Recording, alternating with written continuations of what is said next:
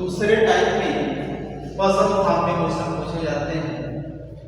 इसमें क्वेश्चन है A B की पुत्री, बी सी की माँ है, डी सी का भाई है, डी का ए से क्या संबंध है। हमें डी का ए से संबंध बताना है। अब जैसा मैंने फैमिली ट्री बनाया है उसके बॉडी में इसको सॉल्व करेंगे। ए बी की पुत्री है, पुत्री कौन है? ए है। किसकी पुत्री है? बी की पुत्री है। अब चूंकि पुत्री है इसका जेंडर क्लियर है इसलिए हम इसको सर्किल में बंद कर देंगे। बी की पुत्री है तो बी का जेंडर क्लियर नहीं है कि ये माँ है कि पिता है, इसलिए हम इनको ऐसे छोड़ देंगे। आगे देखते हैं। बी सी की माँ है। ये जो बी है माँ मतलब ये में होंगे किसकी? सी की माँ है। ठीक बात। बी सी की माँ, डी सी का भाई। अगला इसका भाई को सामने आ जाएगा, सेम जेंडर में आ जाएगा डी, क्योंकि भाई कह रहा है जेंडर क्लियर है। डी सी का भाई है, इसको हम सर्किल में बंद कर देंगे। ए बी की पुत्री है, हो गया। डायग्राम देखना फिर से। ए बी की पुत्री, ये पुत्री है कितनी? बी की। बी सी की माँ है, क्योंकि माँ है तो इसलिए सर्किल में बंद कर देंगे। किसकी? सी की। डी जो है वो सी का भाई है, डी सी का भाई है, क्योंकि भाई है इसका जेंडर क्लियर है, इसे स्क्वायर में बंद कर देंगे। डी का ए से क्या संबंध है? संबंध किसका बताना है? डी का। किससे? ए से। ए से डी का क्या संबंध है? यहाँ एक प्रश्न और पूछा जा सकता है आपका कि ए से डी का क्या संबंध है, जबकि प्रश्न क्या पूछा? डी का ए से क्या संबंध है। तो डी क्या है? ए का। ए का क्या हुआ? ये माँ है, ये सारे आपस में भाई बहन। ठीक है। अगला टाइप हम देखते हैं। अगला टाइप कोडेड फॉर्म में क्वेश्चन कैसे बनते हैं। सबसे अधिक आजकल जो परीक्षाओं में प्रश्न आ रहे हैं वो कोडेड फॉर्म से ही प्रश्न आ रहे हैं। इनको सॉल्व करने का जो सही अप्रोच है वो क्या है, हम इस वीडियो में देखेंगे। तीसरा हम देखेंगे कोडेड फॉर्म। कोडेड फॉर्म में जो क्वेश्चन आते हैं उसमें इक्वेशन दिया होता है, हमको रिलेशन फाइंड आउट करना होता है। यहाँ एक प्रश्न दिया है a प्लस बी का अर्थ है ए बी का पिता, a माइनस बी का अर्थ है ए बी की पुत्री, a इंटू बी का अर्थ है ए बी की बहू, a डिवाइडेड बी का अर्थ है ए बी का पति है। अब इसी स्टेटमेंट को देखने के बाद नीचे एक प्रश्न पूछा होता है, इसी के आधार पर हमें प्रश्नों का उत्तर देना होगा।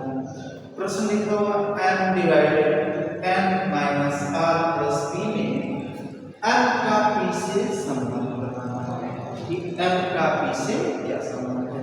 अब ऐसे प्रश्नों को सॉल्व करने के लिए ऐसा नहीं है कि हम पूरा प्रश्न पढ़ते जाएं और फिर ऐसे करेंगे तो फिर कर ही नहीं पाएंगे। अगर एग्जाम में ये एग्जामिनर दिया है और पर क्वेश्चन आपको 30 सेकंड 40 सेकंड का टाइम है, तो ऐसा तरीका है, ये निश्चित रूप से तरीका है, इस क्वेश्चन को 30 से 40 सेकंड के अंदर ही बनने हैं। बस कंडीशन ये है कि हमें सही अप्रोच आनी चाहिए। अब ऐसे प्रश्नों को सॉल्व करने के लिए हम करते हैं, अब लिखा हुआ है कि m डिवाइडेड है। अब देखेंगे डिवाइड वाला क्या है। a डिवाइड b का अर्थ है a b का पति है। अगर a डिवाइड b का अर्थ है a b का पति है तो m डिवाइड a का अर्थ होगा m का पति। इसमें कोई शक है? बिल्कुल नहीं।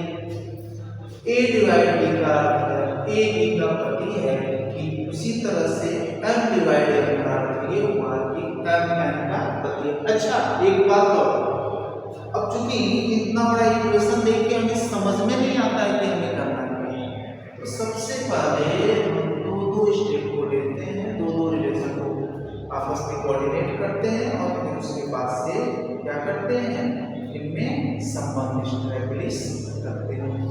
जैसे कि एक क्वेश्चन है, इसको ही देखना है। मैंने बताया a डिवाइड b का अर्थ है a b का पति है, कि उसी तरह से m डिवाइड n का अर्थ होगा m n का पति है। कौन है पति? इसका आंसर मैं यहाँ दे रहा हूँ।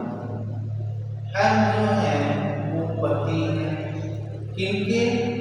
n के। तो पति पत्नी को एक साथ रखेंगे, बिल्कुल रखेंगे। अब चूंकि ये मेल है, इसको हम स्क्वायर सेट में बंद कर देंगे और ये फीमेल है तो इनको सर्किल में बंद कर देंगे। अब दूसरा देखते हैं n माइनस r। अब माइनस होना हम जल्दी से देख लेते हैं। a माइनस b का अर्थ है a b की पुत्री। पुत्री कौन है? a किसकी? b की। ठीक उसी तरह से n माइनस r में क्या होगा? n r की पुत्री। n जो है वो पुत्री है किनकी? r की। तो चूंकि ये पुत्री है तो ये जनरेशन नीचे होगी और क्या सी बात है कि r की जनरेशन ऊपर होगा। अब पुत्री तो है, इनका जेंडर हमें कंफर्म है, लेकिन r का जेंडर क्या कंफर्म है हमको? कह रहा है a माइनस b का अर्थ है a b की पुत्री जी है। आगे देखेंगे r प्लस b प्लस वाला सिंबल a प्लस b का अर्थ है a b का पिता है। ठीक उसी तरह से r प्लस b का अर्थ ये हुआ कि r b का पिता है। तो r पिता है और इनका जेंडर क्लियर हो गया। इनका पिता है, b का पिता है, लेकिन b का जेंडर हमें क्लियर नहीं है तो इसको हम ऐसे ही छोड़ देंगे। अब पूछे गए प्रश्न पे आएंगे, m का p से संबंध बताना है। m चूंकि एक जेनरेशन में है तो संबंध भी जो इनमें बनेंगे वो एक ही जेनरेशन में बनेंगे। प्रश्न क्या है? m का, मैंने कहा जिसके साथ का जुड़ा हुआ संबंध उसी का बताना होता है। m का p से क्या संबंध है? m का p से क्या संबंध है? तो ये देख के डायग्राम क्या कहेंगे? क्योंकि ये सब एक ही जेनरेशन में है तो ये क्या होंगे? ये भाई होंगे। ये क्लियर नहीं है कि भाई नहीं बहन है, लेकिन सब एक जेनरेशन में है, सब भाई बहन है। संबंध में m का पूछ रहा है, m का हमें पता है तो ये क्या होगा? भाई हो जाएगा। तो इसका आंसर ही बन गया है। इसी में एक और टाइप का क्वेश्चन पूछा जाता है। उसमें क्या करता है कि जो रिलेशन है वो सारे हमें पहले से बता देते हैं। रिलेशन बताने के बाद कुछ इक्वेशन दिए जाते हैं। इन इक्वेशन को सॉल्व करके हमें पता लगाना होता है कि कौन सा ऐसा इक्वेशन है जो इस रिलेशन को, जो रिलेशन दिया हुआ है उसको जस्टिफाई करता है। अब प्रश्न देख के ये हमारे दिमाग में आता है कि इतना बड़ा प्रश्न है, इसको हम कैसे सॉल्व करेंगे। लेकिन मैंने बताया कि हर प्रश्न को सही ढंग से सॉल्व करने का कोई ना कोई एक अप्रोच है। अगर हम सही अप्रोच फॉलो कर रहे हैं तो प्रश्न को विद इन टाइम और करेक्ट तरीके से सॉल्व कर सकते हैं। अब इसको सॉल्व करने का मैं एक तरीका बताता हूँ, देखिए कैसे सॉल्व करना। इतना बड़ा क्वेश्चन है तो कोई ना कोई इसका सही अप्रोच होगा। हम वही सही अप्रोच क्या है ये देखेंगे और इस प्रश्न का आंसर लाएंगे। प्रश्न दिया है निम्नलिखित में से किस अभिव्यक्ति का अर्थ है c a का होता है? होता कौन है? c। किसका? a का। अब एक बात हमारे दिमाग में आ जानी चाहिए कि c अगर होता है तो इसका जेंडर होगा वो मेल। बेशक इसमें तो कोई शक है नहीं। अब चूंकि इसका जेंडर मेल होगा, हम इतने बड़े इक्वेशन को सॉल्व करने लग जाए तो कई मिनट का समय लग जाएगा। तो करते क्या है, हम इक्वेशन में चेक करेंगे कि मेल वाला रिलेशन किस इक्वेशन में है। अब यहाँ देखेंगे c परसेंटेज p दिया हुआ, p परसेंटेज q का अर्थ है p q की पुत्री।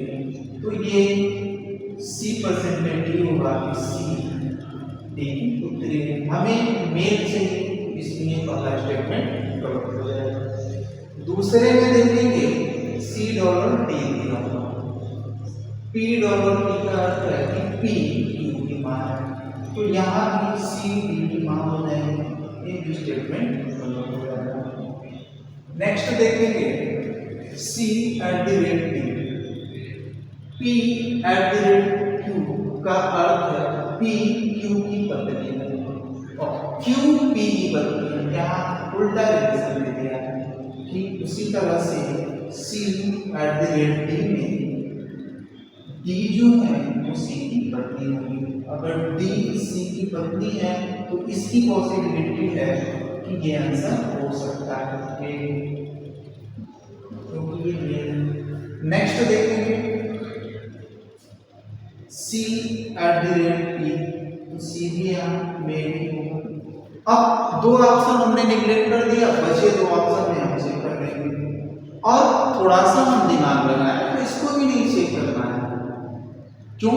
क्योंकि लिखा है यहाँ देखें हम P at the rate Q का अर्थ है P Q का पिता है, P पिता है Q का। अब हम इसका रिलेशन निकालने लग जाए तो एक जनरेशन, दो जनरेशन, तीन जनरेशन, चार जनरेशन हो जा रहे हैं, जबकि पूछा क्या होता कि थर्ड जनरेशन में आते हैं। तो थोड़ा सा भी अगर हम बेसिक सेंस लगाएं तो तीनों ऑप्शन निगलेक्ट कर देंगे और ऑप्शन नंबर सी करेक्ट हो जाएगा। इसको हम रीचेक कर लेते हैं, रीचेक करके देख लेते हैं क्या सही है या गलत है। चेक कर लेते हैं। A at the rate P at the rate Q का अर्थ है P Q का पिता है, उसी तरह से A at the rate P का अर्थ है A P का पिता है। A जो है वो पिता जी है इनके की बात है, ये पिता जी है तो मैं बोल रहे हैं। A at the rate B का अर्थ है A पिता है B का, B at the rate C का अर्थ है जो B होंगे पिता जी हो जाएंगे इनके C के। C एट द रेट, तो इसमें हम देखेंगे कि दो ऑप्शन हमने ऐसे ही निगलेक्ट कर दिया। तीसरे ऑप्शन में अगर थोड़ा सा हम चेक करेंगे, तीसरे ऑप्शन में मैंने चेक किया कि तीसरा ऑप्शन मेल हो रहा है, इसकी पॉसिबिलिटी हो रही है। चौथे ऑप्शन में भी सी मेल है तो इसकी भी पॉसिबिलिटी है कि ये आंसर हो सकता है। लेकिन थोड़ा सा अगर हम बेसिक सेंस लगाएं तो चौथे ऑप्शन को भी हम गलत टिक कर सकते हैं। कैसे? क्योंकि पूछा है होता पूछा है, एक बात आंसर होता, ये बात हमारे दिमाग में आ जानी चाहिए कि होता मतलब थर्ड जनरेशन। अब P हैशटैग Q का अर्थ है कि P Q का पिता है। यहाँ एक जनरेशन, दो जनरेशन, तीन जनरेशन, चार जनरेशन, ये चार जनरेशन में चला जा रहा है, तो आंसर ऐसे ही नहीं होगा, आंसर हमारा सी हो जाएगा। चेक कर लेते हैं आंसर सही है कि गलत। ये हैशटैग P, इसका क्या अर्थ होगा? P हैशटैग Q का अर्थ है P Q का पिता है। ठीक उसी तरह से A हैशटैग P का अर्थ होगा A B का पिता है। अब A का जनरल क्लियर है, इसलिए मैं स्क्वायर में बंद कर दिया, B को छोड़ देंगे ऐसे हो गया। B हैशटैग C का मतलब हो जाएगा कि B जो है वो पिताजी है कि C at the rate D। अब C at the rate D का क्या अर्थ होगा? P at the rate Q का अर्थ है Q P की पत्नी, ना कि P Q की पत्नी है, Q P की पत्नी है। उसी तरह से C at the rate D का अर्थ हो जाएगा कि D जो है वो C की क्या हो गई? पत्नी हो जाएगी। D dollar P, D dollar का रिलेशन देखेंगे, P डॉलर Q का अर्थ दिया है P Q की मान, P मान है इसकी Q की। उसी तरह से C और D डॉलर D हो जाएगा, D जो है वो मान हो जाएंगे इनका। हमें बताना क्या था?